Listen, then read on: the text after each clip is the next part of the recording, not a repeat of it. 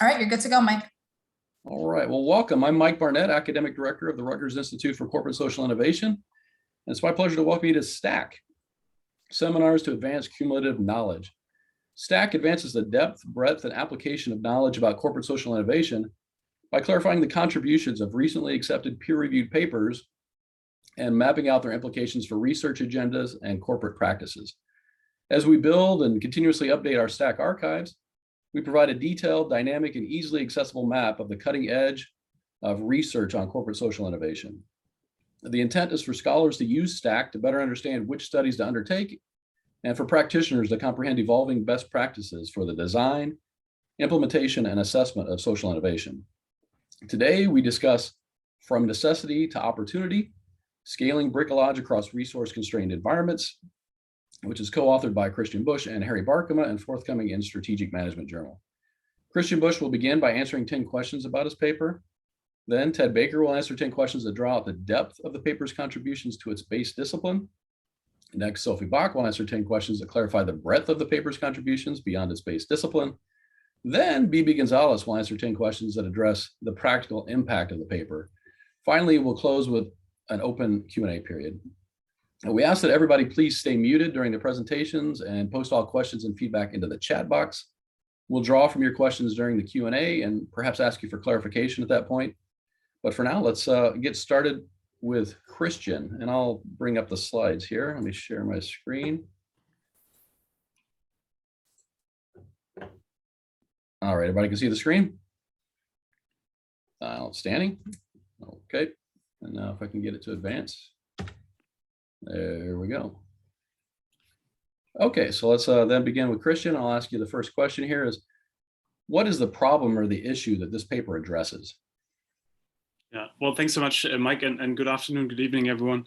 Wonderful to be here and especially discuss this with Sophie and Ted, who have been a great inspiration when it comes to bricolage, and Bibi, who is a great inspiring social entrepreneur who I think has done a lot of this in practice. So delighted to have that conversation. Yeah, so this paper is really based on the premise that enterprises that operate in resource constrained settings, in terms of monetary or other types of resources, often rely on bricolage, so making the best out of what is at hand. And kind of old garages become training centers and so on. And I think a lot of people in the audience might resonate with this. We might do this in any kind of early stage project in some way or the other. And so far though, the literature has looked at this idea that bricolage is usually something to get by at the beginning, but then over time, kind of it negatively affects growth and performance.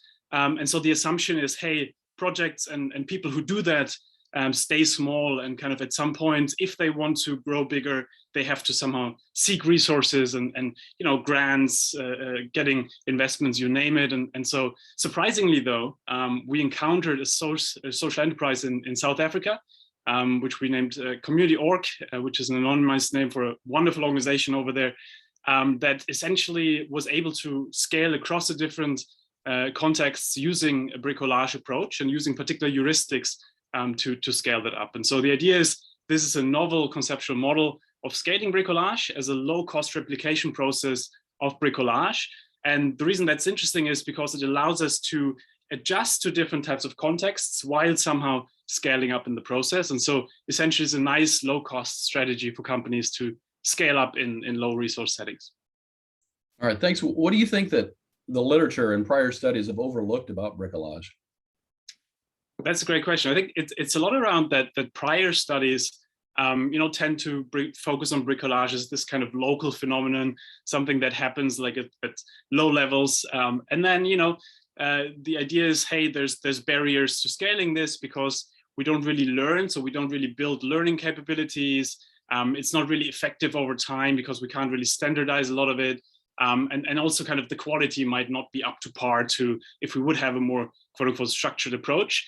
And so essentially the idea here is no, but maybe there is a way that we can overcome these barriers by using particular heuristics, particular simple rules that promote organizational learning and effectiveness. And so also then kind of help a little bit with the quality and the organizational learning in the process.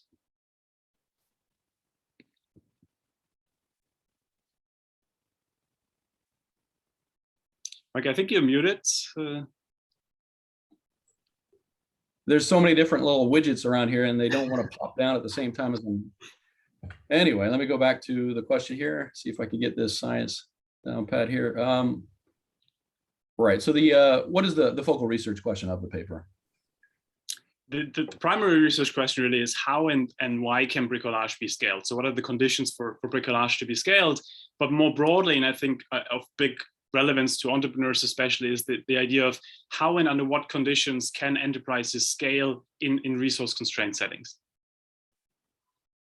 All right, and then what is your main answer to that focal research question? Well, essentially that we can scale bricolage via particular simple rules, particular heuristics that help us promote organizational learning and effectiveness. And we can talk about some of these simple rules, for example, budgeting approaches where they have this budgeting rule where if you are one of their local units and you want some budget, let's say you need 50 chairs and you put that in your budget, they would ask you, well, do you really need those chairs? Or, can you get those chairs from nearby? Or can people stand? And only if you say no to all these questions, then you can actually get the budget. So the idea is you have simple rules of how you make people rethink a situation locally. And by these kind of rules, you in a way enable that kind of bricolage locally to happen. But then also what they do is, hey, we can scale that by essentially taking that as a toolkit to different contexts. And then have people localize that and contextualize that in their respective setting. And I think that's really fascinating, from a kind of mindset perspective also, because it's really about saying the first question is not what do you need, but the first question is what's already here and how can we make the best of it? And so that's also really a big shift in terms of local dignity and the idea that people can create some kind of luck locally as well. All right, thank you. The methodology that you use, why is that most appropriate for answering that question? It's interesting because the assumption was really to say, hey, look, we don't know a lot about this context. There's interesting studies out there, but in a way, we need to somehow build some kind of theory here that is inductive and that kind of derives insights from that exciting setting. And so essentially the idea was, if we want to understand kind of patterns and dynamics over time, it's probably good to have an inductive approach, so qualitative study. And so we studied this really fascinating organization, Community Org, which develops kind of low-cost education methodology and then takes that into different types of contexts. Imagine something like 10 steps to use social media to build a business, and then they take that into those different contexts. And by diving then into the question of how do different units of that organization around the world do things differently, what is the same, what's different between those that succeed and those that didn't really succeed, we can derive these kind of patterns behind it and really saying, okay, this is what seems to work versus what doesn't seem to work. Did your reviewers agree with you about the appropriateness of that methodology? Well, certainly not all of them, and certainly not all the time. I mean, it was a very long process. This paper, took around 10 years to develop, and it was a very, very long process. And I think we had the discussion with Ted and Sophie around how long qualitative papers take, and then especially kind of how do you make sure that quality criteria are kind of there. And we had a long conversation with the reviewers. And one of the key concerns was around, if you have a qualitative case study in one particular context, how transferable is that to other settings? Is it idiosyncratic to a particular setting, or can you really take this into other settings? And so we essentially argued, hey, this is an extreme case, what Kathy Eisenhardt and others would call an extreme case. So this idea that it shows a particular focal phenomenon extremely nicely because it is an extreme resource constraint setting. So we can understand some of the patterns behind how people overcome this. But hey, resource constraints are happening in so many different contexts. So if we can understand the phenomenon and the patterns behind this, and then take that into other settings, that can really help us too. And so the way we kind of tried to quote unquote sell that to reviewers was to say, hey, look, you see the same in multinational companies that operate on low budget and resource constrained settings and so on. So we try to package this a little bit around, hey, what are we seeing empirically around the world? But also, hey, what have previous studies said about how important bricolage is in so many different contexts that are around the world? And so the way we really used was those kind of things I mentioned, and to say it's not a single case study, it's not just this organization, but it's the units of that organization. So it's really about saying, if I compare a couple of contexts with each other, it tells us a little bit about the underlying pattern rather than just about one unit or one idiosyncratic case. All right. So moving beyond just the method or the the methodology and think about the empirical setting as well. Why is the one that you chose for this paper the appropriate one? Yeah, well, it really comes back to that kind of initial question of, if we want to understand enterprise development and scaling in a resource constrained setting, then let's choose a setting where you can see that in a kind of extreme way happening, where, you know, this organization is based in the Cape Flats in Cape Town, in a part that is extremely resource constrained in terms of, you know, people don't have access to education, to financial resources and so on. So it's an extreme context from that perspective. And so the idea was really to say, if we can see this here, how they go about it, that probably helps us to identify some kind of novel approaches and dynamics that might be less obvious in other settings, but might happen there as well. And there's actually, you know, one of the things why I really love that kind of setting is I feel there's so much to learn also for other settings. You know, think about big banks that have resource cuts, but in a way need to reframe now how they go about this and so on. So I think in this context, it's an extreme setting, but then there's so much to learn from this for other settings. And so what I found fascinating is how often they really kind of use particular patterns that you could take into a multinational company in the West that was hit by COVID, or other kind of budget constraining type of things that happen. So that makes sense, but that doesn't mean that the reviewers are going to like it. Any concerns that the reviewers raised about your setting? Oh, tons of constraints. I mean, it was tons and tons. I mean, tens and tens of papers of, you know, responses and back and forths. But if I would have to distill the kind of major ones, I think one is really because the journal we published it in is a strategy journal. The reviewers were very kind of concerned about that question of, hey, is a social enterprise that operates in sub-Saharan Africa, so kind of potentially quite idiosyncratic in that way, does that provide enough relevant insight for companies and strategies more broadly?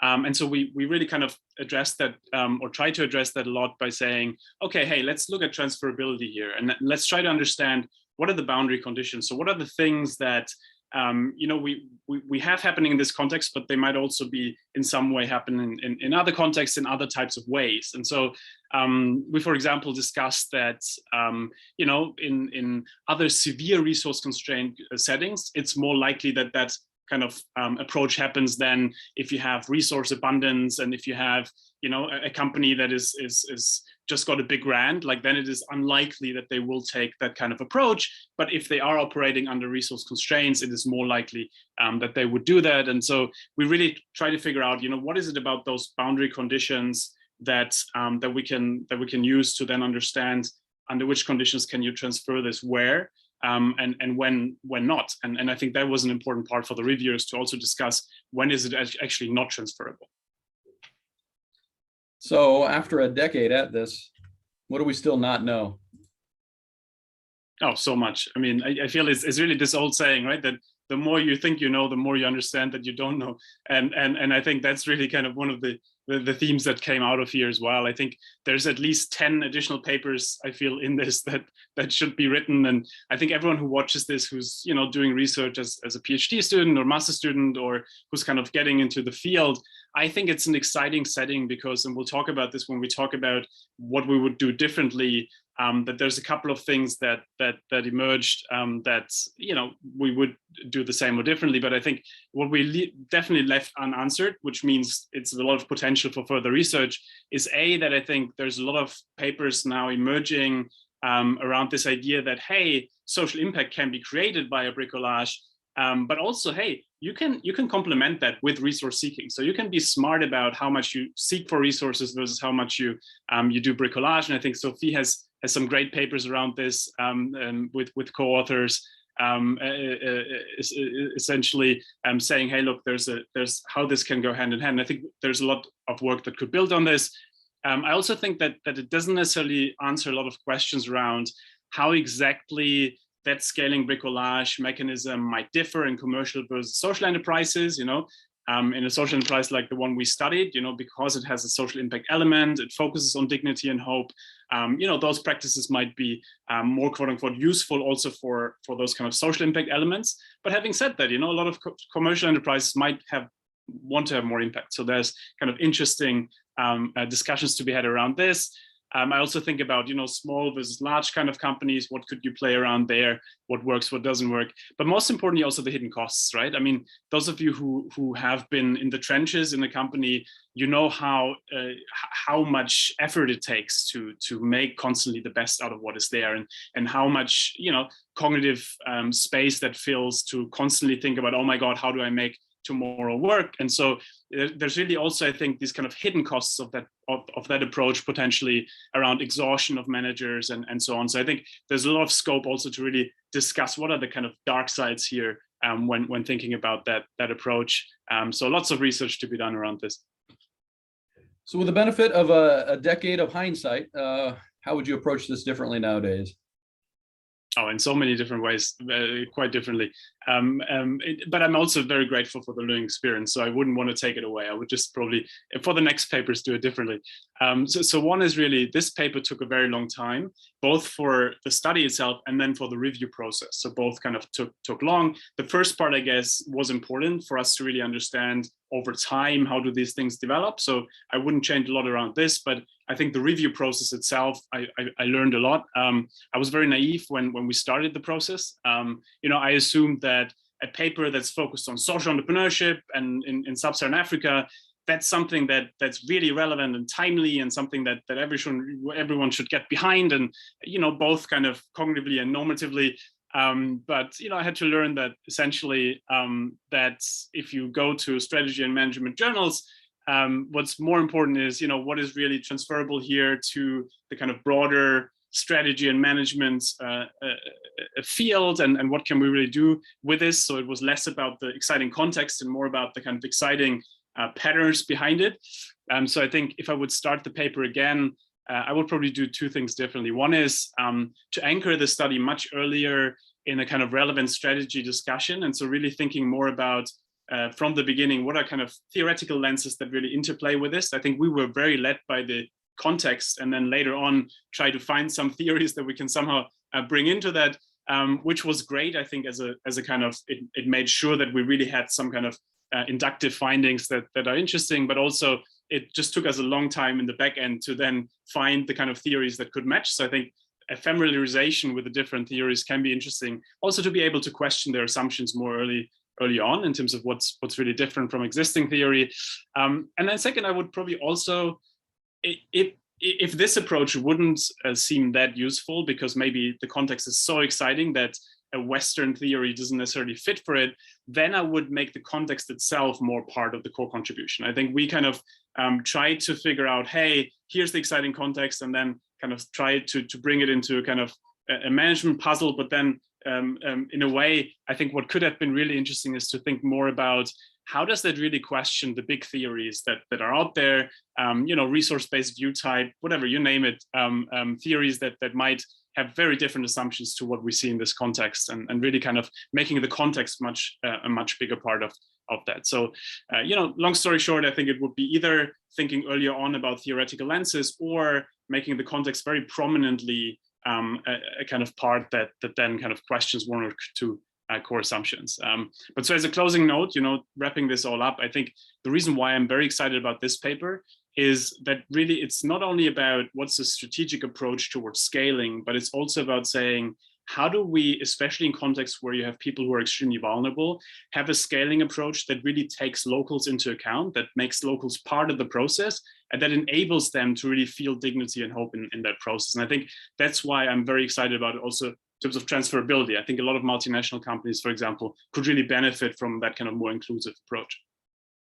Well, thank you. Those are some great insights about, kind of the making of the paper, and the overall process, and what this particular paper means. And now we want to switch it over to a bit of a TED talk on trying to sort out. I had to throw in TED there somewhere. I didn't, too many other ways I could have went, but that was the easiest one. So now we're going to talk a bit more about what all of this means for the discipline by interrogating TED here. And we'll begin with what theories or phenomena does this paper most directly inform?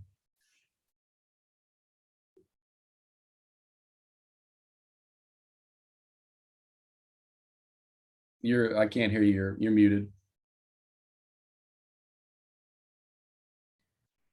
There you are. So it's obvious from from what Christian was saying, right? It tells us about bricolage, right? And so it's sort of, in some ways, I'm not surprised by what he found, though I'd never imagined it, because work over the last 10 years or so has consistently failed to identify the boundaries of effective bricolage, right? So it's like we sort of know if people engage in what called parallel bricolage, and they get stuck in these permissive communities of practice, and they sort of, that nobody ever makes them do anything better sort of thing, that it inhibits their growth. But we don't really know when you get there. So some stuff that I did with Paul Steffens and Per Davidson and Julianne Senyard, right? We tried to find the inflection point of doing too much bricolage, and we failed to find the inflection point. And in some ways, right, so what we argued way back when was that it was doing too much bricolage in too many domains, you know, over time. And we defined a broad range of domains, including, like, you know, customers, right? So doing bricolage, turning people into customers who wouldn't otherwise be customers, which seemed to have something to do with getting stuck and so forth. And it's like, you know, as we said, parallel bricolage is a very robust and distinctive organizational form. And most of the stuff, like, people keep studying bricolage and saying, wow, it works in places where we didn't think it could work, right? So the initial stuff may have been a little too negative in many ways. But what Christian's done here, as far as sort of the distribution of this, is really quite remarkable, right? So it's a core group of people who've using the strategy of simple rules and heuristics to be able to distribute this more broadly and allow other people to do it. I really want them to go back into the field, because I want to know what happens to these locations over time. You're answering all 10 questions at once. So let me just. Yeah, so what? Well, I'll be quickly on the other ones, right? So no. So before we get there, right, the other thing that didn't focus a lot on is the strategy of simple rules, right? The stuff from Chris Bingham and Kathy Eisenhart, right? I think it's a huge step forward in our understanding of how that can be used. And his paper doesn't really make big claims about this. And the reviewers like you to focus on a few claims sort of things, but I actually think it really deepened my understanding of the possibility of the strategy of simple rules. Okay, strategy of simple rules. And then you pretty much already answered this. Is there something else you want to extend on as far as how it advances understanding of bricolage? Yeah, I think I already talked about that. All right. And then question 3, other studies that are consistent with what has been found in this paper. Well, so I think most importantly, like Sophie's right recent JBV paper, which I don't know if it's actually out in print yet or not, but it's sort of like it does this really cool thing with showing how people balance doing resource seeking and bricolage, right? Which is something else we knew nothing about. Right, we know that sometimes people do both of these things, but she actually shows, she and her co-authors show patterning that makes a difference in the outcomes, right? So really careful, close attention to these things that it takes to sort of show the sequencing and so forth, shows that one way of combining resource seeking and bricolage is better for certain outcomes than other ways of combining these things, right? This is brand new, right? We knew absolutely nothing about this before. Right, there's a paper by Sun-Tae Kim and his co-author, right, which sort of compares these two incubators in Detroit to sort of see like a really sort of resource-seeking, resource-rich way of doing things versus a bricolage-centric way of doing things, and showing how that these ventures that take this more bricolage-y approach are more likely to stick around and grow organically and have a better social impact on the community than the ones that come in sort of with a whole bunch of money and so forth, right? Right. All of these things are brand new knowledge, right? All of these things are finally the development of new theory about bricolage. And to me, they're all of a piece. Right, they don't agree in every detail, right? But it's somebody who's actually saying, I'm not just going to say, well, the people here don't have any money, so I'm going to call it bricolage, right? And sort of say, it's really important because it's bricolage, right? It's somebody actually thinking about this carefully, doing incredibly careful empirical work and developing new insights, which then develop into systematic theory, right? I'm pretty excited by all of these things. There's some more stuff coming out of Australia as well. So some systematic testing of some of these things that's consistent with the pattern of what we're seeing. Given your excitement about the paper, I think we know the answer to this next question, but has anything else come to mind about any other studies that might cause you to question what's been found in the paper? Nothing. I have no issues with any of the claims on the paper. And any ways to further validate what they found? You know, validation is in the eyes of the observer. So it depends on who you want to validate it, right? So he's talking about, the Christian's talking about what he needed to do to get this across to reviewers at SMJ, right? My approach to these sorts of things is I don't submit papers to SMJ, right? Because I don't want to be faced with these questions because I think that the generalizability here is theoretical, not empirical. And so this is about fundamental understanding of how the world works when entrepreneurs operate under resource constraints.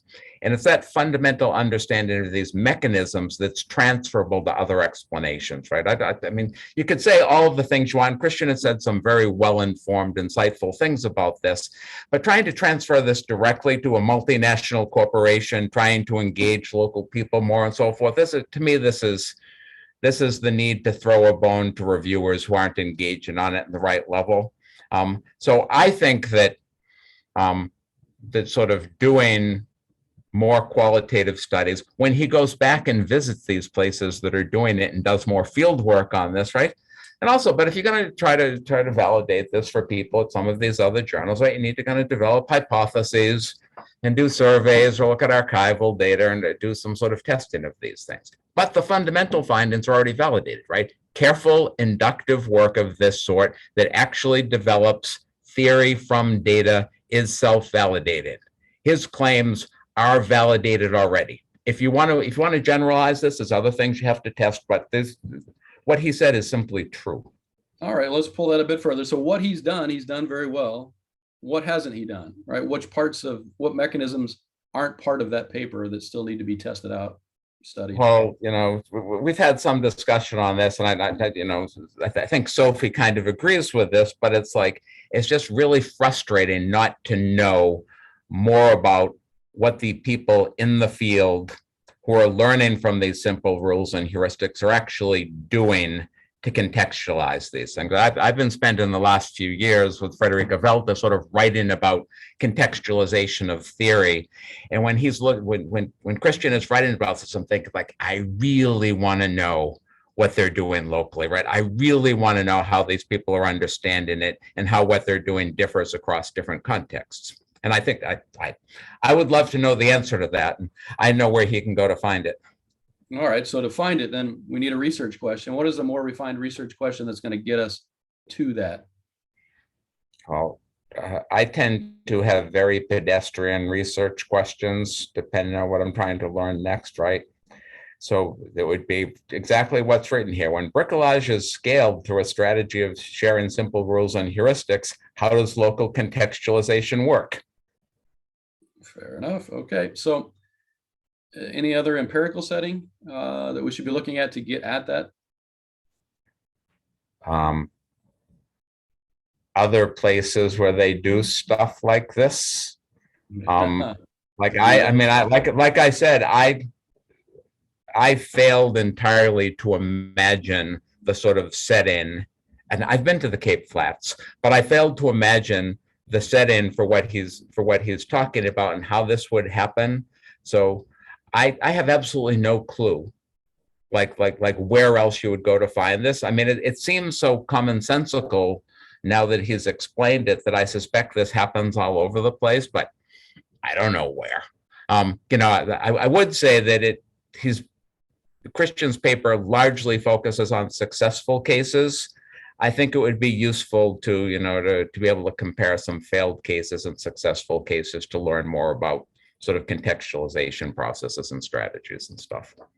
So then beyond the where, is there anything about the how, the methods that might be useful? I kind of already addressed this, right? But I think that for the contextualization part, right? So if you're trying to get things across to people who are reviewing quantitative deductive theory testing papers, they typically like you to have measures that you can plausibly say they should believe are tapping into your construct. It's really hard to pre-validate a measure of something that nobody's discovered yet. And I think the work that Christian will do when he continues this will be discovering new things, and development of a measure will have to come afterwards. So I think the next step is more field work. All right. And then as poor, pitiful scholars want to try and do everything that you've told them to do, what sort of problems are they going to face in trying to do this? The career structure of the contemporary academy, right? This stuff. So until Christian in his center told me that this paper was being published a few months ago, I had completely forgotten that I'd seen it presented somewhere many years ago, and that I talked to Christian and maybe to Harry way back then. And just think about this, right? I really doubt they let it sit on the shelf for 7 or 8 years and then picked it up again and started working on it, right? It took 10 years, right, to get this fine paper, right, accepted in a great journal, right? It's like this stuff takes a long time, right? And as many of us know, tenure and promotion committees can count, but they can't read, right? And so there's a lot of pressure, particularly on younger or more junior faculty, right, not to do this sort of work because it does not get valued highly enough to counteract the opportunity cost of not doing simpler and easier and quicker papers, right? And so what we end up having is very, very senior people who were senior even when I started, right, pontificated about how junior people need to do field work and they need to do qualitative and inductive and longitudinal stuff, when what they're asking that those people put their career progress at severe risk, while the people who don't have to worry about career security don't do that kind of work, right? So this is remarkable work, as is Sophie's work on bricolage, right? Because it was undertaken by people long before their positions and careers were secure, right? For many people, it would not make sense for them to take this sort of risk until they've sort of gotten a few more notches on their belt before they move ahead. Absolutely. So this is rich, meaningful stuff that adds a lot within the discipline. Let's talk now a bit more about some broader reach of this work as well. And so we'll move on to Sophie and start with some similar questions here. But what do you think that this paper informs? Thank you so much. So I think it informs at least 3 streams of literature. So one, which is entrepreneurial bricolage, the most obvious one. A second one, which is venture growth. And a third one, which I'm hoping to shed a few more lights on, which is social entrepreneurship and impact scaling, because I think there are great insights in the paper that speak to the work of social enterprises. And I'm sure Bibi will complement that nicely with her practice perspective to finish. So at least 3, very rich paper, very well done. Well, let's move on to question 2 before you pull a TED and answer them all first. Here, let's, how specifically does this paper advance those areas? I think what's great about this paper is that it provides substantial, carefully curated evidence that an early stage organization managed to, and how that organization managed to alleviate the paradox between growth and bricolage, kind of debunking that assumption that in order to grow, an early stage organization has to engage in more like strategic planning or other kinds of growth strategy, which I think is brilliant and encouraging to see published in SMJ. And I'm sure, it took a lot of courage and efforts and sweat and, lots of reflection into it. But I'm excited about the huge leap forward that this paper brings in terms of growth, linking growth and bricolage. And the second one I want to emphasize is providing evidence of this process of replication, replicating a solution that works in one context, in another context when it comes to having an impact. So replication is a pretty well-known growth strategy in social entrepreneurship practice, but it's not carefully documented by research, as far as I know. And so I was pretty excited to see that in Christian and Harry's paper. Okay, and now let's give you a little opportunity for some self-citation here, but what other studies do you think are consistent with what they found? Yes. Okay. Well, I know I kind of felt awkward putting, first, should probably have done that reversely, but it's too late now. We're live and we record it. So, well, some of my recent work in collaboration with Lena Rapins and Hannah Milanov, both from TUM in Munich in Germany, speaks to the findings of the particular paper we're discussing today when it comes to linking entrepreneur bricolage with growth and effectiveness outcomes. The only way that we do it differently is by combining bricolage, as Christian hinted at actually earlier, combining bricolage with other resourcing approaches, and the one that we examine empirically from a qualitative standpoint in that JBV study is resource seeking. So I think they're all very nicely complementary, which is very exciting to me. And I need to take a closer look at the Kim and Kim article, which I've also seen presented a couple of years ago. Ted reminded me of that. So to Ted's point. So Ted and I seem to agree on a lot of things today. The Dessa and Basu, I don't want to forget about that paper.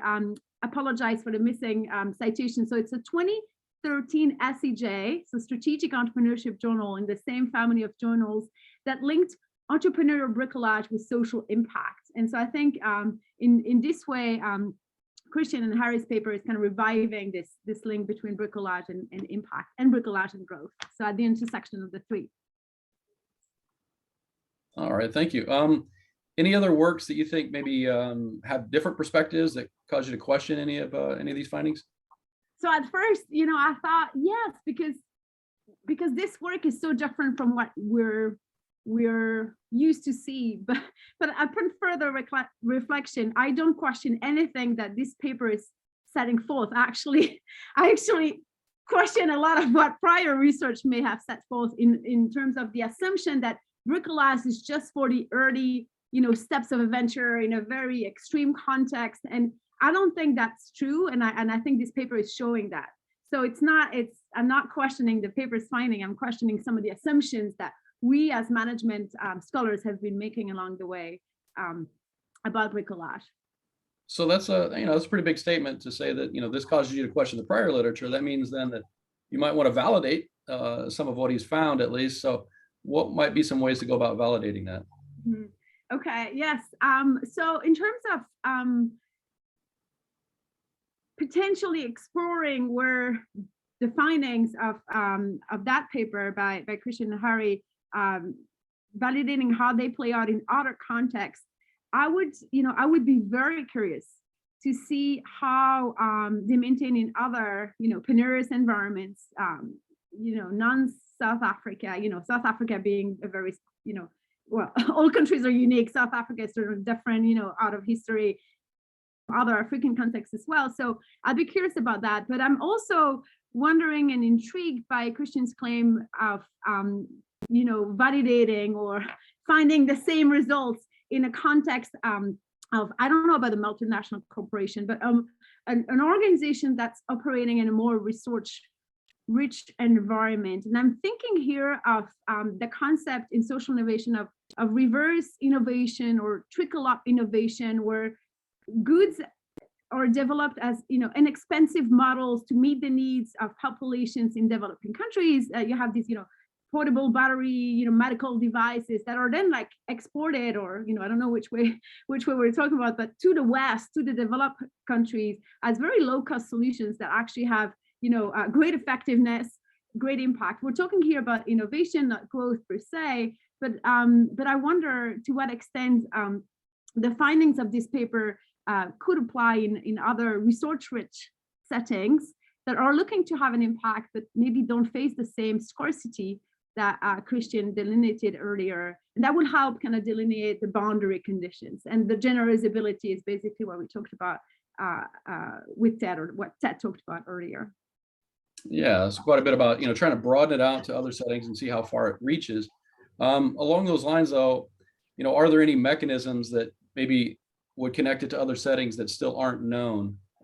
That still need to be here, I think I mentioned something about the mechanism of contextualizing, which is, then I answered separately. We have to say that, in the way that we prepared for this seminar. But since I'm really interested in the impact eventually of these organizations and these initiatives, I'm thinking about this heuristics and simple rules of bricolage and scaling, and the fact that they seem to rely on local partners. And so in terms of mechanisms, I'm thinking, what are the mechanisms of partner selections and partner engagement, and following on that, once we have these partners validated, successfully, or, in terms of failure, like some bad partners, bad choices, to what extent do these partners then engage with the communities that eventually kind of benefit from the services? And so that's what I'm intrigued about, that the role of key people and key partners to make these simple rules kind of work, because they need to be applied by somebody. So what would a good research question to do that look like? Okay, so the research question, I'm going to read it first here. Can organizations scale through bricolage? And if so, how and why? And so that's a little different from the original question, which was posed in terms of, can bricolage be scaled? And if so, how and why? And the way my mind works, and it's that it refers to bricolage as a growth strategy, or at least a growth, activity, a resourcing strategy, I would put. And so I'm thinking about the question being more about growing an initiative or an organization, or maybe an innovation through bricolage, as opposed to growing bricolage itself. But maybe bricolage scaling, that is defined as the process of organizational growing by transferring bricolage heuristics to other contexts, could be part of the answer to that question. But I would have posed the question in terms of, I study organizations or initiatives, how do they grow by applying bricolage? And is that even like something that's possible? Because of the assumption that, you can't really grow through bricolage. But yes, you can. So where are we going to test this out? Okay, more empirical settings. Well, I'm thinking of looking at other settings of social enterprises, and other, looking at, you mentioned education, Christian, as part of the mission of the organization. So I think looking at other missions, other geographical areas, because they typically combine resource scarcity and impact orientation, which I think is very well fitted with what you're after in terms of bricolage heuristics, and how you could maybe elucidate, the transferability back to the partners, but also the perennity. Like, I'm interested. We're all sending Christian back to the field, if you understand, kind of knowing like, how does these, bricolage heuristics maintain over time and over the long run? So is there like some fading out, like, what's the long-term story here? So when we send Christian back out into the woods, now what methods should he be using here? Okay, the same. So apply all the learnings from 10 years, and I think conduct, more qualitative inductive studies would be, I think would really speak to the questions that Ted and I have posed in terms of eliciting the mechanisms of contextualization. So, and huge fan of Ted's and I have to say that, and Frederick Welter's work on contextualization. They really inspire my work. So yes. So as folks take your advice, what sort of difficulties are they going to face in doing that? Okay, I think there are two of them. So the first one, and it's really building, I should have maybe saved that last positive comment about Ted and Frederick's work for now, but all of their work on contextualization has pushed me to revisit the assumptions that we make about resource scarcity. And that's directly inferred. These 2 points here on the slide are directly inferred by the work we did with Lina and Hannah in the paper that got published in JBV, in terms of what really is resource scarcity in a globalized world. I mean, I'm not denying that there's some objective resource scarcity, and that we're lucky, and I'm lucky to be sitting in this office, but there is also the fact that in the entrepreneurs that we studied in Uganda, a lot of them had global connections. So they were facing kind of local resource scarcity, but they were like in touch with global foundations that were trying to make the world a better place, or like the MIT, business competition that were providing them with so much more resources that they had access to locally. So I think that's to me a conundrum, something I'm wrestling with about what do we mean by resource scarcity. There are different layers, different lenses to look at. The second challenge that was really directly from working on this topic quite recently was the challenge of coding bricolage appropriately and with precision. I think it's required. It's really well done in Christian and Harris' work, but it takes time, and it takes looking at different sources of data to kind of validate what we mean by bricolage. What kind of domain, as that alluded to, are we talking about? So that's another challenge. But it's great. It's great. It's a great topic. So I encourage everybody to look further. All right, thank you very much. So now we've heard Sophie's choice. So now we're going to try and, came to me, that's the one I had. So now we go to a bit of a practical impact. We're trying to, what does all of this mean for the practice of entrepreneurship? And so let's talk with Bibi and begin with, what practical problem do you think that this paper actually most directly addresses? Thank you, Mike. And I just, before I continue, I just say I've been taking notes of everything that you've been saying and just making sense. So perhaps my answers that are in the slides might differ a bit with now that I've been listening to everyone. But yeah, echoing that it's a fantastic paper. And at least for me, the first challenge was to read it all.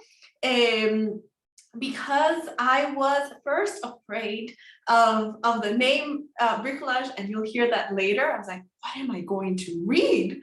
So it was from the practical point, it was very first challenging myself as a non-academic, although I of course studied, but doing this in practice.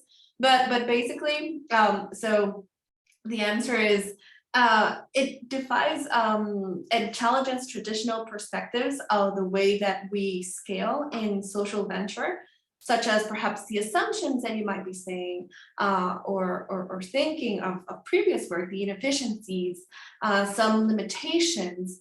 And basically it focuses on merging bricolage and heuristics in scenarios of low resource or low cost organizations, involving community skills, their growth, and also a bit of improvisation in order to scale and being more flexible in a community oriented way.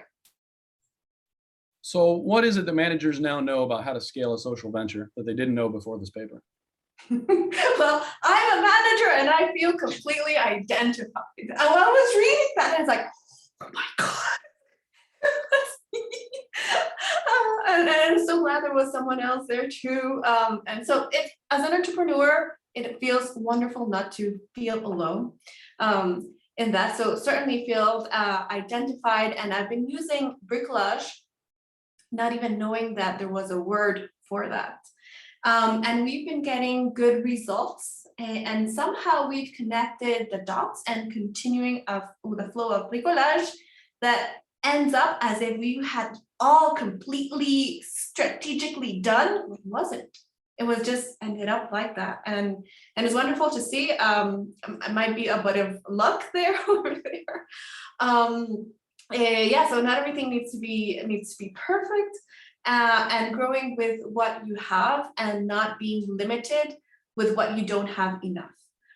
or as much as others do, that they are also doing great work. Of course, academic studies aren't known for their user friendliness. So what about this paper did you find a bit difficult to deal with?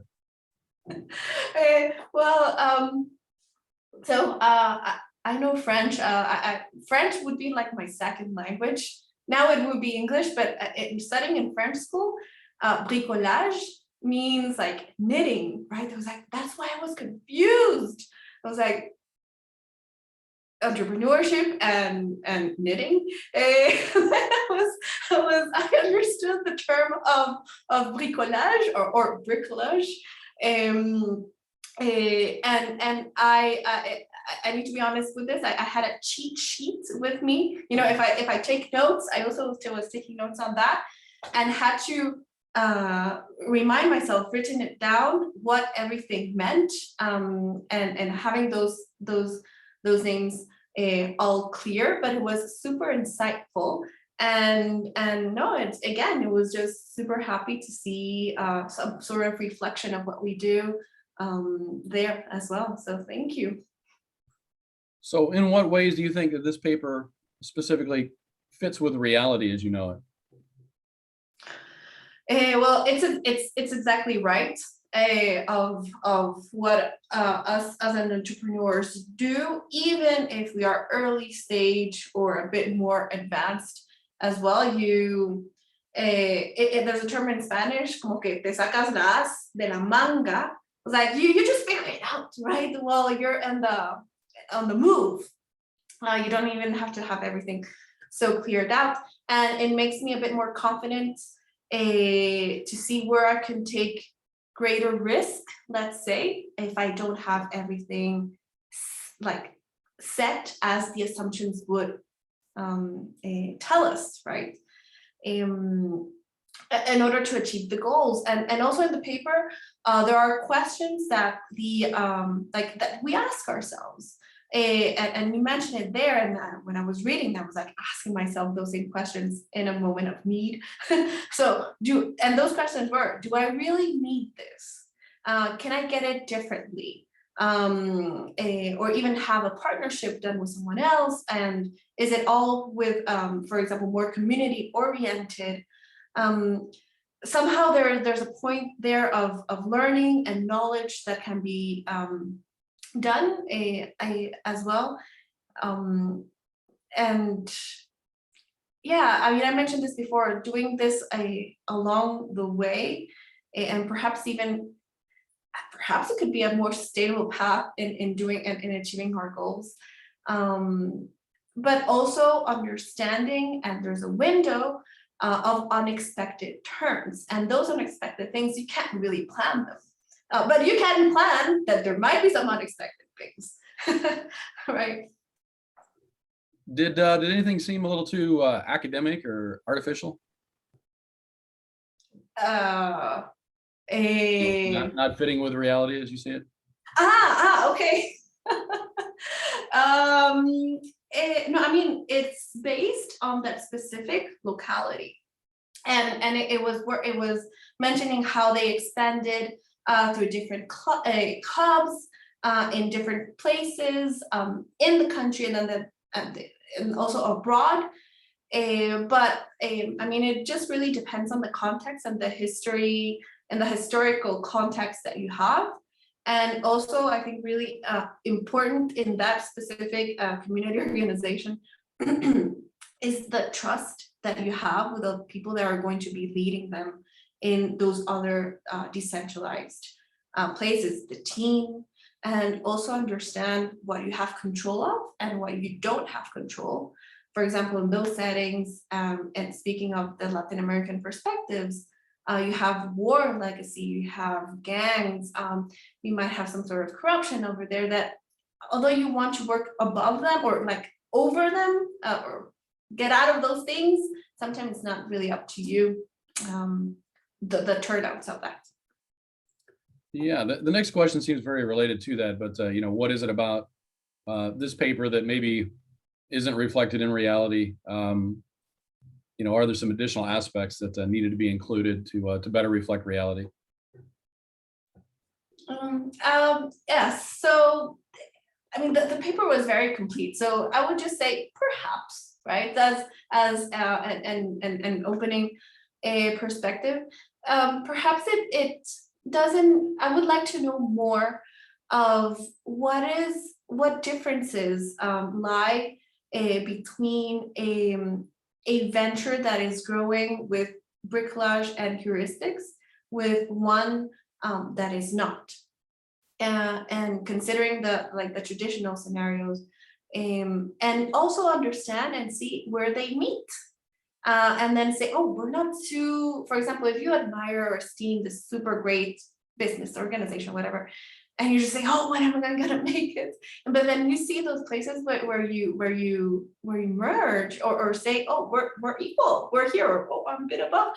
It's also good. It's motivating as well to see how they've other organizations, how they adapted their practices using bricolage, and Christian, you mentioned it, how multinational corporations can also learn and practice this as well.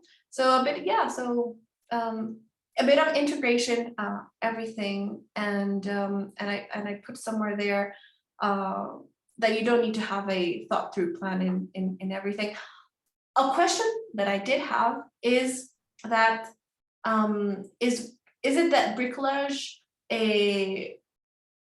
functions or works hand in hand with some with communities? I mean, do communities need to be specifically involved when it comes to bricolage?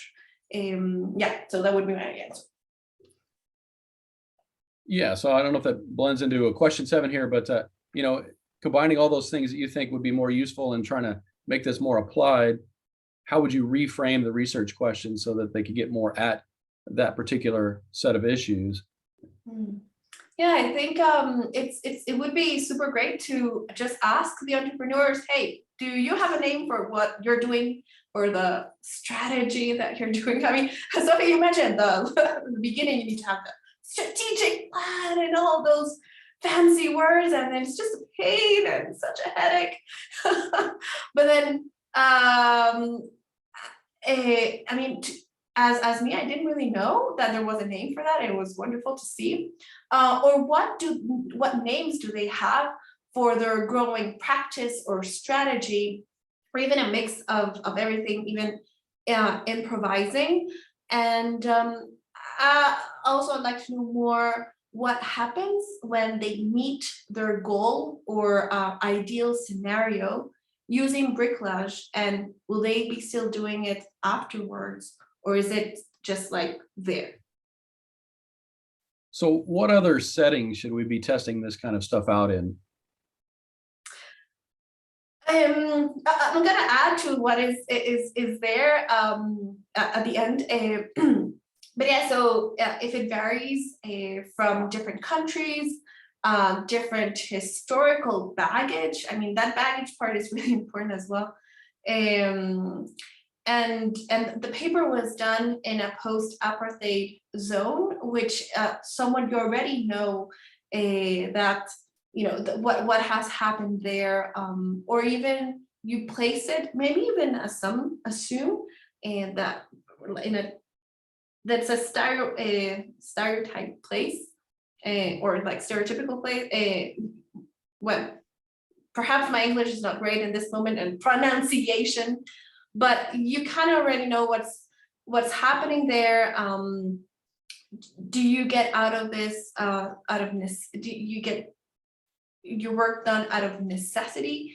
If it's still applicable in higher income countries with less marginalized groups, or even in countries where communities have been ethnically excluded. And for example, since my work is on food, climate, and rights, the first thing that I think then with apartheid is food apartheid. That is now the new term used instead of food deserts, for example. So, and you get a lot of context there. So I think it goes back again with the communities that you are working with. What else have you read that's helped you to understand how to scale social initiatives? Well, I think the first two that I thought of, one is Poor Economics, a radical rethinking of the way to fight global poverty, by Esther Duflo and Abhijit Banerjee. And there's a chapter in their book that mentions what they're called entrepreneurs by default, because over here I mean, in the situation, there's a lot of inequality, at least in Latin America, and you get those who are resource abundant that become entrepreneurs and they do their stuff and they get applauded.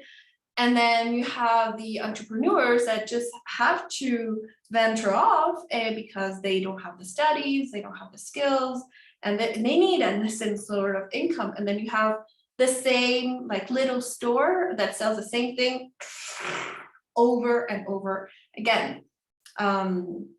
So that, in that perspective, and also our esteemed Dr. Christian Busch's serendipity mindset as well, with that part of luck as well. And I think I think the academic part also comes into merging it with the field practice that we've had and different conversations, even in talks, conversations with people. Basically, we're all people here.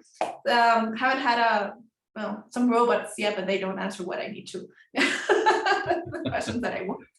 All right, and then we'll end on just asking you, what else should we be looking at in this space to help with practice?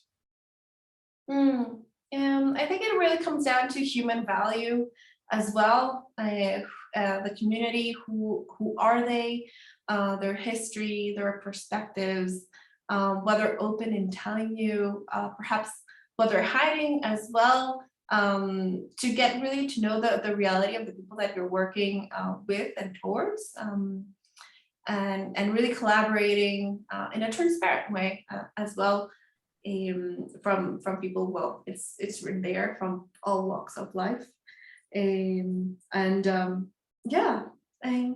you for the opportunity. Well, thank you. All right, well, thank you to all of our panelists. We've gone through our 40 questions here, and now we're going to open it up to Q&A. We have a couple of questions in the chat box, but I think maybe we'll just start with, the idea here is we're trying to figure out, where do we go from here? I mean, what are studies that build on what Christian and Harry have shown us? And so maybe we'll just start with Christian, give him a chance to respond to this and think about where he thinks the literature needs to go from here. Yeah, thank you so much for this really inspiring kind of thoughts. I felt I learned a lot in the process, and it's also great to see maybe how things play out in practice. And to your point, I think what's really interesting from that kind of intersection of theory and practice is to really think about how that might give people a language to say, hey, what I'm doing is not completely intuitive only. It's actually there's a logic to what I'm doing here, and so also validating, I think, what people might do in practice, and so I think from that perspective, because there has been so much quantitative work out there that essentially just kind of tries to test some assumptions, which is important, but I think actually listening to people in the field and then validating their lived experience and doing that via qualitative studies, I think could be really interesting in the future. And I think, I'd highly recommend, of course, studying Bibi and her company and other companies like this to really kind of figure out, how do they do that and how do they do that over time. And so I think that's definitely something. I think also one thing that I found came out of the conversation was really that idea of, okay, what are the boundary conditions, right? So under which conditions does this work? I think Sophie made a great point around, maybe it can work even in context of resource abundance if there is a certain idea of this is a way of bringing people into a process. And this is a way of, if I am, a quote unquote rich social enterprise that just got a mega grant from the Bill and Melinda Gates Foundation, and yet still I want to include people locally in the process of creating their own luck in a way that might actually mean that I want to use that approach, because it might be one of the most effective approaches to actually allow people to do things locally, to have contextualized solutions and so on. So I think those were the themes that to me came out there. And also to Sadek's great question, Sadek, thank you for asking it. I think it reminds me of this idea that there's nothing more practical than a great theory, and in the sense of that, I'm a big fan of combining kind of tacit formal knowledge and kind of apprenticeship, implicit learning, and so really kind of bringing that together. And so in this case, for example, taking studies like this and then saying, how do we now have people have a lived experience, right? Like working with people like BB for a week and just experiencing, like, how does it feel like to be with BB and to face that uncertainty we talked about, right? And I think that to me is really something, my big hope, Mike, to your point, right, is really also a normative one around, let's actually like be really with those kind of people we study, in the sense of let's really capture their lived experiences, and I think that allows us then to both learn the kind of formal stuff that we can extract into those papers, but also to feel the uncertainty that it means, right? Bricolage is an approach, I mean, in my entrepreneur's days, like that induces so much uncertainty, right? And that can be really, really exhausting as well. So I think it also gives us a more realistic picture then of all the kind of surrounding dynamics that are there. So, this is an exciting space, and when you find interesting things, it can really help a lot of folks, including in advancing the literature. But let's just get to a blunt point, I think, and that is that, a decade in is what it took you, right? And Ted pointed out the challenges with careerism issues when you take that long. And so, are there some very specific ways that maybe the folks who are going to view this can lessen the risk and ease their path to study topics like this? Any good advice on that? So I want to make a couple of comments in response to this, right? So the first is, I just love hearing that maybe this can work for wealthier organizations, right? So the call for papers for Journal of Business Venturing for stuff on resourcefulness had a line in it that actually said bricolage is only useful under conditions of resource constraint. And Reed Nelson and I many years ago had written that this is very unlikely to be true. And I actually complained formally about that line in the call for papers, but was unable to get it changed. So to hear somebody saying, maybe this can work, right? Like most, even multinational corporations have areas of resource munificence and areas of resource constraint, right? And the people who face that resource constraint, they got to do something to get the job done. Anyways, right? I wanted to say something about the involvement of community, right? So this is where the dark side of bricolage may actually happen, right? Because it's sort of, what we found before is that when people who are trying to get by and trying to find some way to do it, and they find members of the community who will sort of work with them and so forth, and where sort of the level of aspiration jointly declines because of the struggle and so forth, that we see a lack of flourishing and growth and so forth. It's part of the reason why I want to give Christian a grant to go back out into the field to do these things, because I think he's going to see strong, or somebody doing this is going to see strong distinctions between some of these satellite operations, whatever you're calling them, and others, in how well they flourish over time, dependent in large part on how they engage with the communities, which is also going to be revelatory about the whole process of contextualization. Finally, in terms of, so it really is exciting to hear BB say that she feels identified in this and so forth, but let's talk about this from a methodological perspective.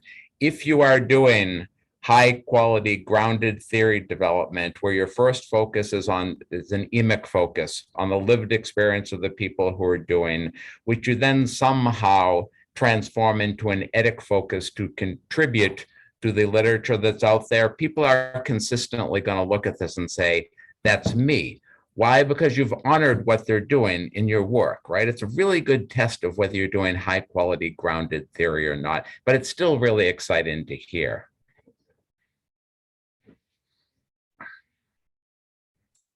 Okay, well, I'll open it up to you guys to answer whatever question you want, but if you get a chance and you're interested, advice to budding academics and even current academics, or even from a portfolio perspective, how do you, maybe this is something that you can do with your dissertation years or a sabbatical or something, but then how do you turn this into kind of a portfolio of work where I don't think everybody can all the time do massive field work for every project that they do. So, are there some ways to make this kind of work conceivable or, practical for more academics to do.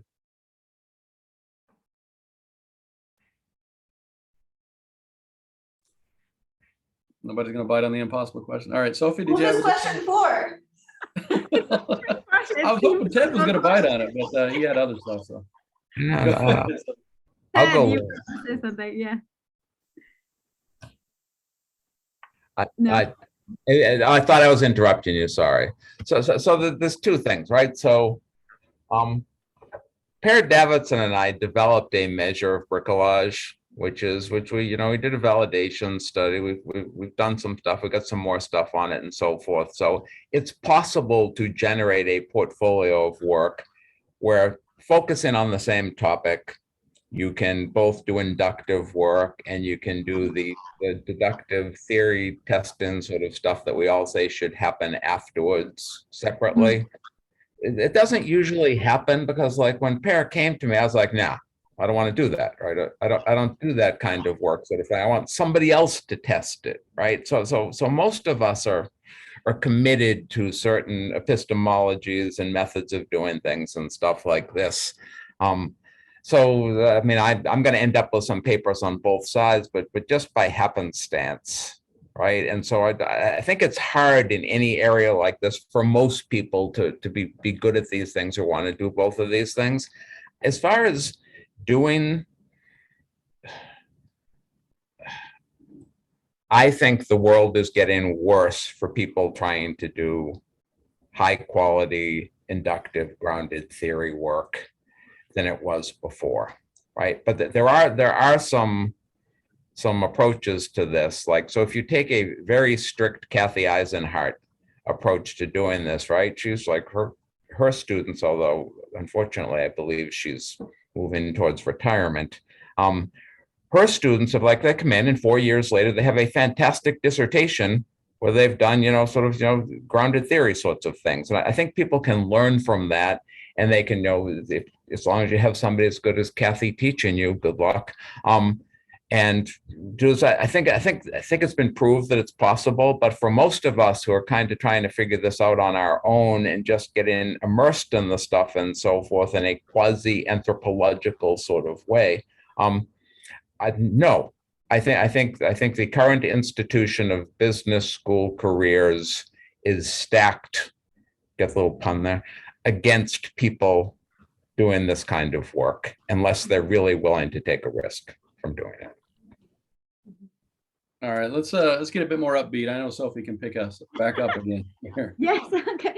No, I mean, I think the bar has been raised also for, quantitative studies as well. So I'm also more, attuned to doing inductive qualitative studies. So I agree with Ted saying, like, we develop, skills, hopefully, and affinities for a certain, path in terms of methodology. So switching back and forth, even though I have done it, it's more coming by phases, kind of looking 12 years of work. I've done more qualitative work the past 5 years. Before that, I did maybe more quantitative. So maybe you can think of it as a phase. I have more hope though. I do have more hope. I think we're seeing more and more of brilliant studies, and I don't know that the chances of publishing are rising, but I think that most journals are way more open than before. So I don't think, I don't want to be discouraging in any ways. And I do think that learning, Ted said it himself, right? I mean, I'm also learning a lot of the methods by myself. So you have a ton of time during the dissertations. I think it's a good time to get started. I've seen strategies of, mitigating the risk by developing maybe on the side, some kind of a conceptual model, which is not easy to place, but you can place, for theories, you can shoot AMR. For theories / conceptual, you can go to more like phenomenon-driven journals that do accept those as well. And I don't know that we want to review the literature extensively over and over and over. There is like a rise. I haven't done the statistics or the analysis, but there is a rise of literature reviews of all sorts. But I've also seen that strategy of kind of like doing empirical, conceptual, and then reviewing the literature. So you have options, but I think that, good work pays off. I think that the timing is the issue, right? The clock is the issue, probably. But I have faith that good work pays off. Yeah, it's high risk, high reward. And by the way, Ted frightens everybody, so I'll say that. But I didn't want to get too much into navel gazing, but I guess it's inevitable. But maybe we'll push over to Bibi here and say, look, I suspect because you seem to be a sane person that you don't have a subscription to Strategic Management Journal and you're not reading every issue and so forth. What would it take, or what would you look for, in academic work to make it more usable for you, or relevant? What I'm going to say, I've been saying it since I was doing my master's dissertation 10, 11 years ago. I wish that someone who's going through this reads it. So perhaps, yeah, it's and I don't know if I'm imagining this, but something about the language or the way that we speak about it, or perhaps even knowing these terms. Well, first, I haven't heard them in all of the other boot camps that I'm telling you about entrepreneurship. And I've been like crunched in all of these. Every profession is going to have specialized language, right? So, that's kind of inevitable, and that you pretty quickly get past that. But I think Bibi just made an important point about these boot camps and so forth, which is, right, as hard as it is to believe, because I didn't start doing this till I was 41, it's nonetheless been a long time I've been doing this. And entrepreneurship education has, in my opinion, settled in on a tiny, narrowly focused set of approaches, right? Based on lean startup and the business, the canvas and these sorts of things. And if you go to like, USASB, you'll see 30 people doing research on entrepreneurship education, and it's all variants on those two themes. And I'm like, is this really what entrepreneurship scholars want to be doing as far as trying to innovate in entrepreneurship stuff and so forth, right? It's like, so if you go to these boot camps, right, you're going to hear like different variants of the same thing over and over again. And it starts to inform people's approach to thinking about the practical applications of their work as well. I think we've gotten on this too narrow straitjacket of these two ways of looking at entrepreneurship education. And then we try to feed the results of our work and how we educate people on those things. Yeah, there is the disconnect between, I'm also just wondering, as a practitioner, are there ways where you would want to be fed this information, even if it was useful and nutritious? Where does it fit kind of into your workflow? I don't know that there is a great place for it, but Christian? Yeah, absolutely. No, it just, a couple of thoughts that came up around exactly those questions and those great comments. One around this integration. One thing that I've learned from Harry, which I found really inspiring, was this idea of how do you, when you do research, how do you then directly kind of, build a workshop around this so that you work with locals around now taking that toolkit to the next level? Or so essentially, how do you build an integrated approach that you don't only take from a context? I think that's happening a lot of times where, yes, it's great that we learn, but also, hey, what do we feed back into the context? And how do we do that in ways that really elevates what's happening locally without kind of pushing it on people? So I think that kind of more integrated. You're most directly at that interface, right? Because you have a kind of an applied professor position.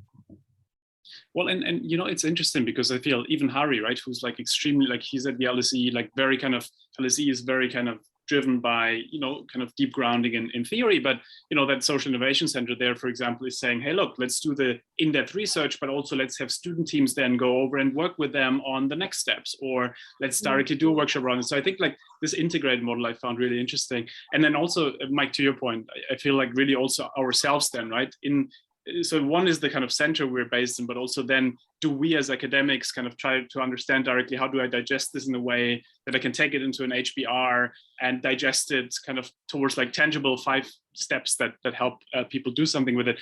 But I also briefly, just to Sophie's great point earlier, and you know, it's something that I realized far too late, that I wished I had known during the PhD years, was the value of review and conceptual papers also as like early publishing opportunities. Because, you know, I had a 3 papers PhD, which was very useful, right? To not write one big book and then try to somehow publish it after, but to say, let's make 3 papers that are publishable and then you do something with it.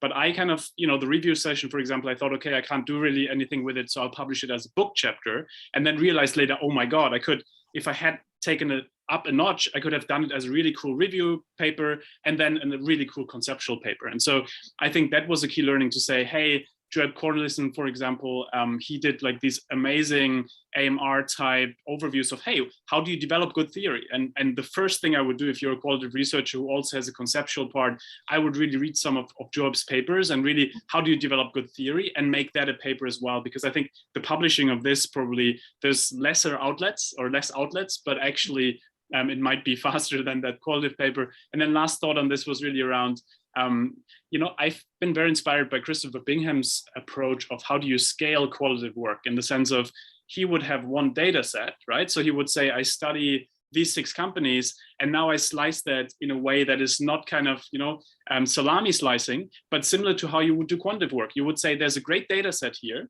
So as long as I have a completely different insight, completely different research question, use different quotes and everything else from that, actually that data set can be more than one paper. And I think that is something that you know, I found interesting to think about. Like, now that we spend 10 years on aggregating all this data, what's a smart way to also do more with the data than just one paper? And I think that's something, again, it's not about salami slicing, it's not about kind of saying the same thing in different words, but it's about saying, hey, a paper on bricolage could also be a paper on serendipity, and how could that be framed differently around this? And so I think that's something I highly recommend. The Bingham papers, like, there's a couple of times where they have an asterisk and say, hey, like, this is a qualitative study, and here's related studies that looked at the same data set, but kind of like differently. So as long as one is transparent about it and like sends the editor the copies and says, these are the other papers we're working on. So the transparency being the most important part, as long as that's the case, the editor can decide, right? Oh, that is too close to it versus not. But I think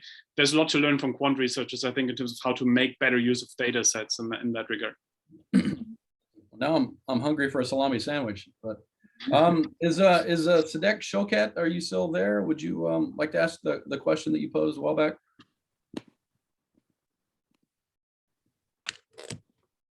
Hi, I am a doctoral student, so take my question with a grain of salt. So No, those are the questions we like the best.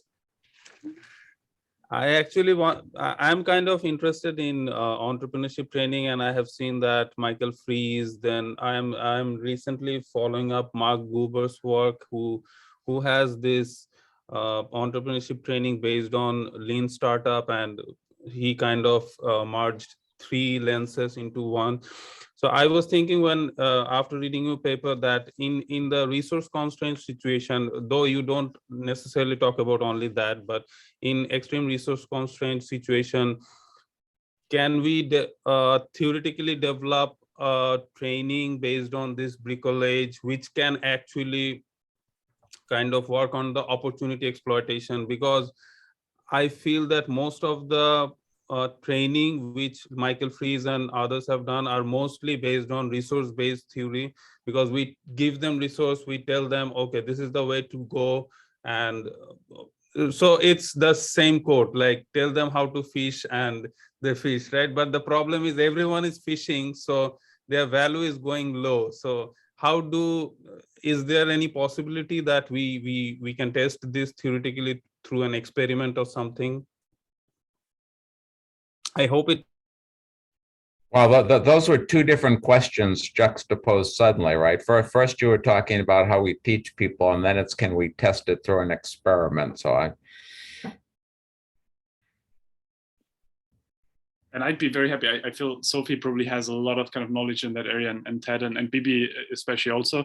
I mean, you know, a first shot is really around similar to what we talked about earlier, how to make sure that we take these kind of quote unquote Western approaches, right? That are a lot of times based on kind of resource, the idea that there is some kind of ecosystem that you can get resources from, and, you know, then you pitch to an investor and so on. But to your point, in a resource constrained environment in the Cape Flats, you don't have an investor you can pitch to, or you don't have a lot of the assumptions don't hold in that concept.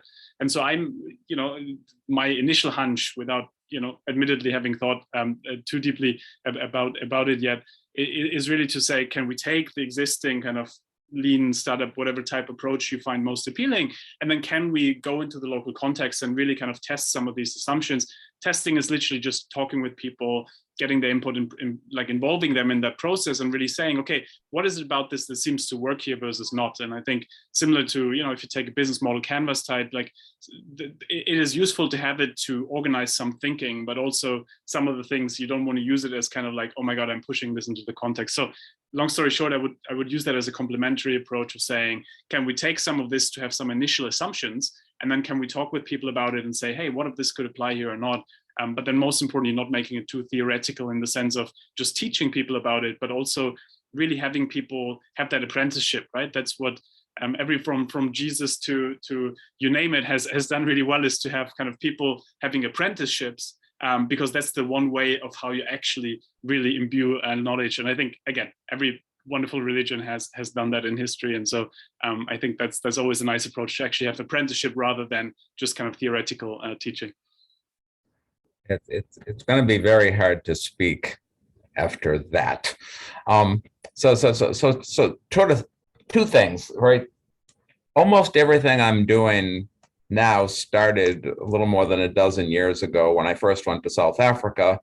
And I went with a friend from Brown University who had this huge grant for us to go train several thousand women in Africa on entrepreneurship and to give them certificates.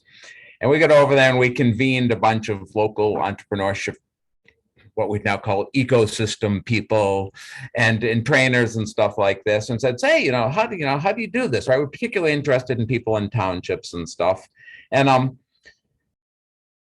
And so people were coming in, what they were saying they were doing was like just like what I would do in Boston or in Raleigh or in New Jersey, right? Sort of like, okay, come up with an idea, create a plan, raise some money, so go execute sort of thing. And we're saying, but when was the last time anybody actually invested in a startup in these things? I was like, well, never, right? There's nobody does this sort of thing. And so we were like, okay, if we actually take people through this pedagogy, right, we're wasting their time and their limited funds, even if they're going to do a minimum viable product, right, sort of thing. And it's like so we said no, and we said we want to spend a year like figuring out some best practices, and nobody who was involved wanted to fund that, so we gave the money back. Meanwhile, we'd met some people at the University of Cape Town and stuff, so like, we just started trying to study these things to like see how it is that it could work. It's because there were people who were building businesses in these things. They're trying to figure out like how are they doing this, right? It's like it seems right. What fascinates me is people who accomplish things that you think they shouldn't be able to accomplish given the circumstances they're in. You'd see these people. It's like, okay, what's different there from the people who aren't accomplishing these things? And so my experiment with trying to do this in my center, we started a program called Are You Flourishing? We train previously incarcerated people to do entrepreneurship, right? That most of these people, the modal person is someone who went to prison at 18 or 19, got out at 31 or 32, and wants to be an entrepreneur. They don't have a lot of resources. We're trying to help them get more resources, right? We're doing lots of resource seeking, right? But we're also trying to teach them like how to be resourceful. And so it's like, so what we do is we tell them stories and we show them other ways people have done this. And we ask them to come back with like their own thoughts on how they might be able to, for lack of a better term, to engage in bricolage. And then we sort of coach them on it, right? Things that, because they have to be very careful, right? Because they face very strict, like things that we could get away with, they're likely to be punished for doing from a parole officer or somebody else who's involved sort of thing. But it's like this is the only way I've found to sort of teach these things, is to first give them examples they can think about, ask them to apply these things, and then coach them in how they're, yes, planning to apply these things, right through bricolage like this. And it kind of sort of seems to be working in some cases. We're learning some things about how you can sort of teach resourcefulness, and sort of the elements of creativity that are involved in that. But it's not really easy, and it doesn't, we have not drawn on lean startup or minimum viable product. We sometimes have to use the canvas, because anybody who's read anything about entrepreneurship believes entrepreneurship is the canvas. So we have whipped through 90 minutes pretty quickly. So any final comments from any of the panelists? Yep, Bibi? Just something super quick to Ted that you were mentioning. You said two different things, no, two different wordings. One is what you just said, resource seeking and being resourceful. And then in a mix of what everyone said as well, contextualizing, and then more on the conceptual side. So I go with that with, it's using these words in different ways as well to open our minds into other things. Thank you. Yeah, so next one. Great, terrific. I would just close on, one comment. I really, enjoy hearing all of the stories shared during the Q&A, and Sadek and I are in touch often, so I'm glad they could hear Christian and Ted's insights. One thing that Christian mentioned at the very beginning and hinted at a couple of times is seeing bricolage as a way or as a process to provide dignity and hope. And I think Bibi alluded to that as well in her comments. That's something I'm interested, kind of taking it forward. That's something I would be interested in, examining more, like bricolage as this process that, captures inherently, inclusion of the stakeholders and the communities and so on. So that gives me hope, and thank you. Well, thank you. Thanks to everybody for, go ahead, Christian. Mike, sorry, just on exactly that note, I will never forget the first thing that, when I came into the context, the first thing I asked was, what should I never ask you? I'm me as a person coming into your context. And they said, don't ask me as a first question, what do I need? Because you put me into that role of the victim, of the beneficiary, of someone who kind of needs your benevolence. And that's something that development organizations around the world have been doing for decades, right? That you put people into a position where they, there's a perceived dependence, perceived asymmetry. And so they said, look, instead of asking me, what do I need? Ask me, what's here? What can we do together? Then you can still come with your resources. But first, let us have a kind of eye-to-eye, peer-to-peer level here. And to me, really, that's to Sophie's point, right? That I think a lot of this work also is really around saying, how do we make sure that we meet people based on their capabilities, not only based on needs and based on things that, in a way, kind of take agency away from them. And I think that's kind of based on Ted's work also, right? I mean, one of the things, what attracted me initially to bricolage is really, there's so much agency in that. There's so much in there that says, no, it's not about structure. It's not about, oh my God, this is a given. No, it's about questioning existing constraints. And I think that's the fascinating thing that, we always have to think about structural inequality, and we have to work on systems, right? That's important to alleviate structural inequality. And at the same time, I think that beautiful mindset that comes with it, that you can create your own luck, enabling people to do that locally, I think is just also normatively a beautiful thing. So I completely agree with Sophie. That's such a beautiful area to explore more as well. So what I think, so you've actually done surprisingly well during this, Michael. So thank you. The thing that I like best about this entire session is it's brought out some of the richness in Christian's paper and the things that are saying there that he didn't get to talk about in the journal constraints that are here, right?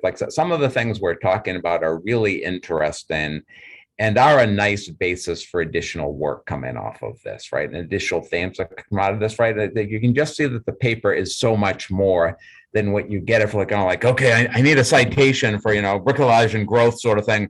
Read the abstract. Oh, there it is, right? It's it shows you the value of actually thinking about this and having this sort of conversation. So it's really, it's very nice.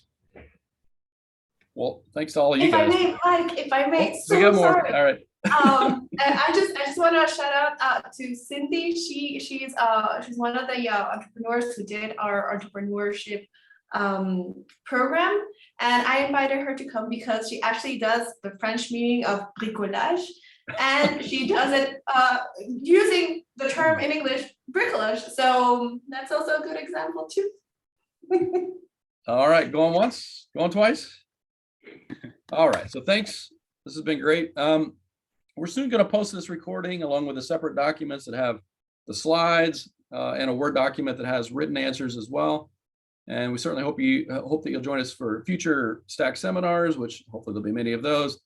Also our quasi seminars and other RIXI events. And we really hope that you're going to make good use of the archives available on the RIXI website as well, which is available at RIXI, which is RICSI.business.rutgers.edu. This is our first of the STAC seminars. We're making it up as we go. So if you have any feedback, any ideas on the formatting, the structure, just please do let me know. But it's been a pleasure. Thank you all very much. Thanks so much. Thank you. Thank you. Thank you. All right, Deb, you still out there?